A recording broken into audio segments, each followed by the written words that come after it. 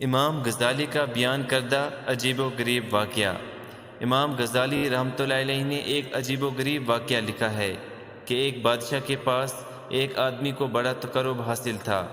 اس پر ایک دوسرے آدمی نے حسد کرنا شروع کر دیا اور ایک دن بادشاہ سے جا کر شکایت کی، یہ شخص جو آپ کا مقرب ہے، اس کا گمان ہے کہ بادشاہ گندہ ذہنی یعنی منہ کی بدبو کے مرض میں مبتلا ہے، اور اس کی دلیل یہ ہے کہ آپ اس کو قریب بلائیں اور وہ اپنی ناک پر ہاتھ رکھ لے گا تاکہ گندہ ذہنی کی بدبو نہ سونگھ سکے۔ بادشاہ نے کہا، اچھا، ہم دیکھیں گے۔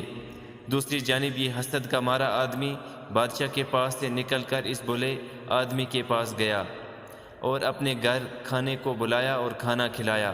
کھانے میں لہسن بھی رکھا جس کی بو تیز ہوتی ہے۔ یہ بھلا آدمی اس کی سازش سے بے خبر وہاں سے نکلا اور اپنی ڈیوٹی پر بادشاہ کے پاس گیا۔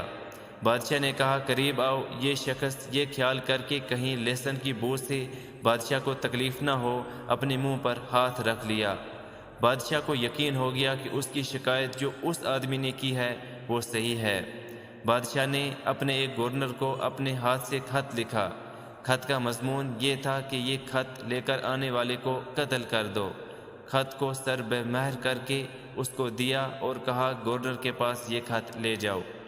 جب یہ آدمی خط لے کر نکلا تو وہ حسد کا مارا آدمی باہر نکلا جس نے سازش کی تھی اور پوچھا، یہ کیا خط ہے؟ اس نے کہا، بادشاہ نے غالباً میرے لیے انعام کا پروانہ لکھا ہے۔ حسد کے مارے شخص نے کہا، یہ تم مجھے دے دو، میں لے کر جاتا ہوں۔ اس نے اس پر رحم کر کے دے دیا۔ جب وہ خط لے کر گورنر کے پاس گیا تو بادشاہ کے خط کے مطابق گورنر نے اس کو قتل کر دیا۔ امام غزالی رحمۃ اللہ علیہ نے اس کو احیاء العلوم میں نقل کیا ہے۔